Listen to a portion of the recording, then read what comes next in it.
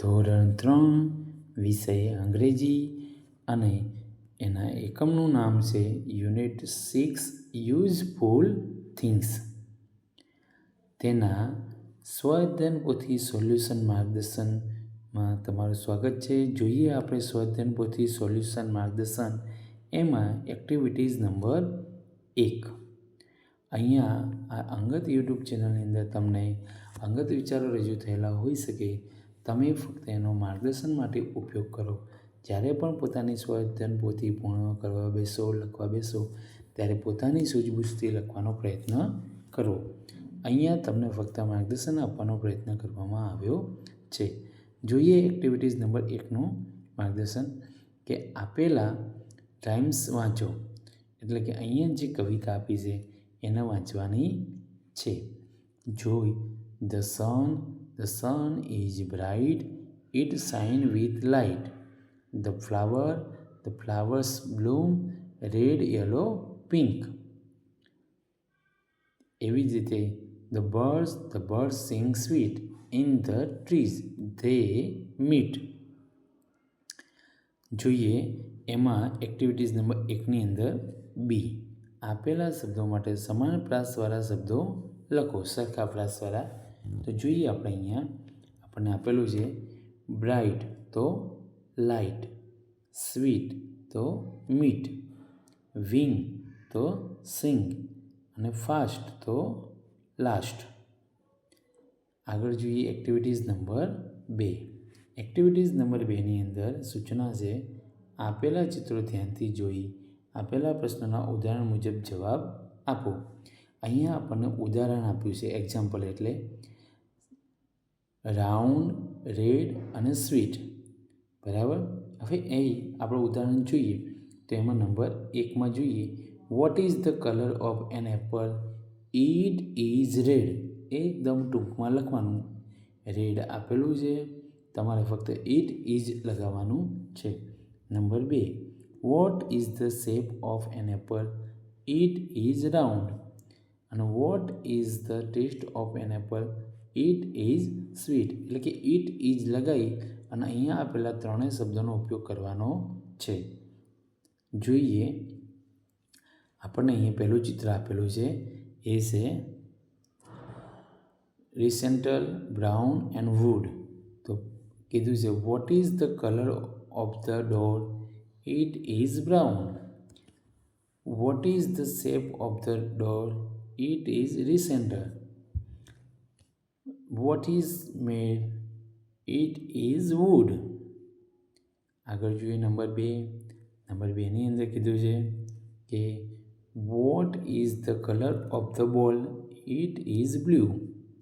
Number 3 what is the shape of the ball? It is round. What is it made of? It is plastic.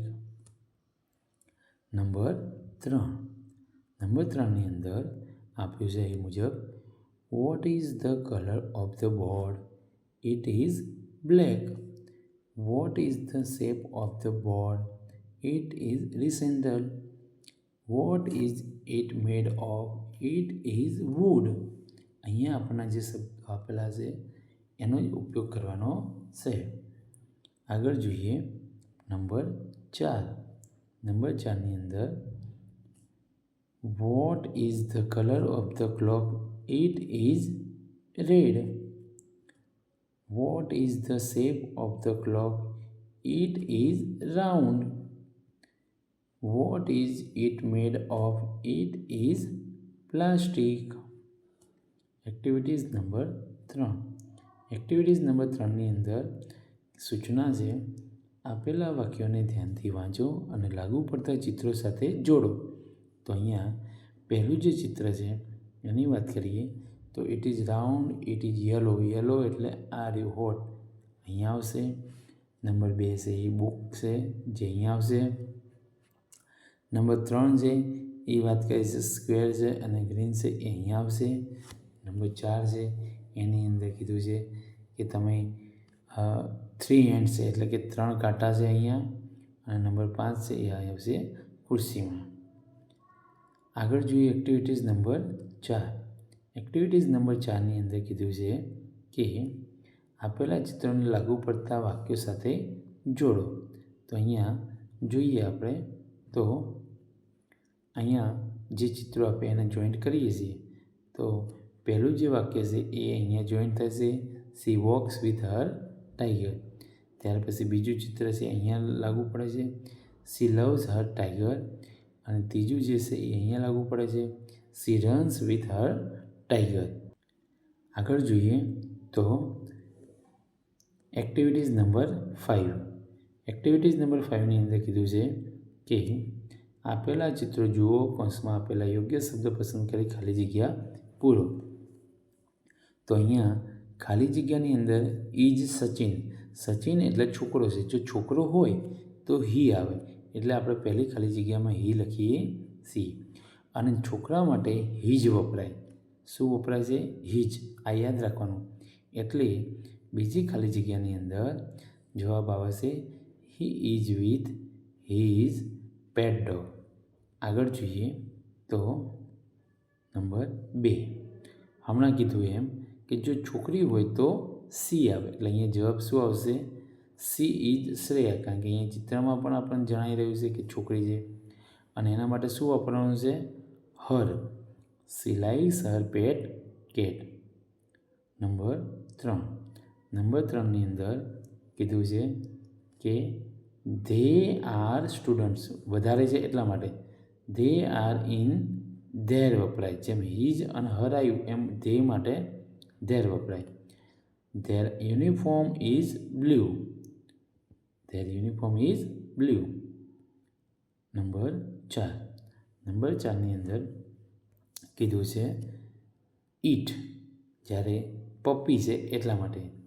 અને it's colour is brown. આગળ જોઈએ activities number 6. Activities number 6ની અંદર અહીંયા આપણને આપેલા ચિત્રો જુઓ. તો અહીંયા આપણે ચિત્રો જોવાના છે. તો ચિત્રો જોઈએ તો અલગ અલગ છે. અહીંયા સફરજન છે, ફુગ્ગો છે, ફુગ્ગા છે, પેન છે, પેન્સિલ છે, કલર છે, પતંગિયા છે, આઈસ્ક્રીમ કોન છે, પતંગિયા છે. તો અહીંયા અલગ અલગ ઘણા બધા ચિત્રો આપેલા છે. હવે નીચે આપણે જોઈએ અને એના જવાબ આપવાના છે. તો એમાં બી વિભાગમાં કીધું છે કે આપેલા ચિત્રો ઉપરના બોક્સમાંથી ગણો અને તેની સંખ્યા લખો. તો ફુગ્ગા કેટલા થશે? 33. કોન થશે 32, 84. આ બધા જ તમારે ગણવાના છે અને ત્યાર પછી લખવાના છે. સફરજન 48. ત્યાર પછી પતંગિયા તો 51, 51. આગળ જોઈએ તો અહીંયા ફન એક્ટિવિટીઝ આપી છે. ફન એક્ટિવિટીઝની અંદર કીધું છે કે અહીં દરેક હરોળમાં કેટલાક ચિત્રો આપેલા છે. હરોળમાં આપેલા દરેક ચિત્રના અંગ્રેજી નામના પ્રથમ અક્ષરનો ઉપયોગ કરી ઉદાહરણ મુજબ નવો શબ્દ સ્પેલિંગ લખો. જેમ કે અહીંયા પહેલું જ આપણને આપવામાં આવ્યું છે. જોઈએ તો એફ, આર, રિંગનો આર, પેનનો એફ, વનનો ઓ, કપનો સી, પતંગનો કે. તો નવો શબ્દ બને છે ફ્રોક. એવી રીતે બનાવવાના છે. જોઈએ અહીંયા તો આપણને અહીંયા આપેલા છે. એમાં જોઈએ તો ફિશનો એફ, રોઝનો આર, ઓરેન્જનો ઓ અને દ્રાક્ષ એટલે કે ગ્રેપ્સનો જી. તો નવો શબ્દ બને છે ફ્રોગ. એવી જ રીતે કેટનો સી, લીવ્સ, કુવરનો ઓલનો ઓ, અમ્બ્રેલાનો યુ અને ડોગનો ડી. તો નવો શબ્દ બને છે ક્લાઉડ. એવી જ રીતે નંબર 3 જોઈએ. તો નંબર 3ની અંદર કીધું છે બેટનો બી, ઓરેન્જનો ઓ, પ્લેનનો એ, ટાઈગરનો ટી અને નવો શબ્દ બને છે બોટ. ત્યાર પછી નંબર 4. નંબર 4ની અંદર બને છે હેટનો એચ, ડુંગળીનો જે ઓનિયનનો ઓ, રોઝનો આર, સનનો એસ, એલિફન્ટનો ઈ. નવો શબ્દ બને છે હોર્સ. તો અહીંયા આપણું આ એકમનું સ્વઅધ્યયન પોથી સોલ્યુશન માર્ગદર્શન પૂર્ણ થાય છે. વિડીયોને લાઈક કરજો, શેર કરજો અને આ વિડીયો ગમ્યા હોય તો અમારા આવા જ વિડીયો મેળવવા માટે, માર્ગદર્શનપૂર્ણ વિડીયો મેળવવા માટે અમારી ચેનલને સબસ્ક્રાઈબ કરો અને અમારી સાથે જોડાયેલા રહો. આવજો.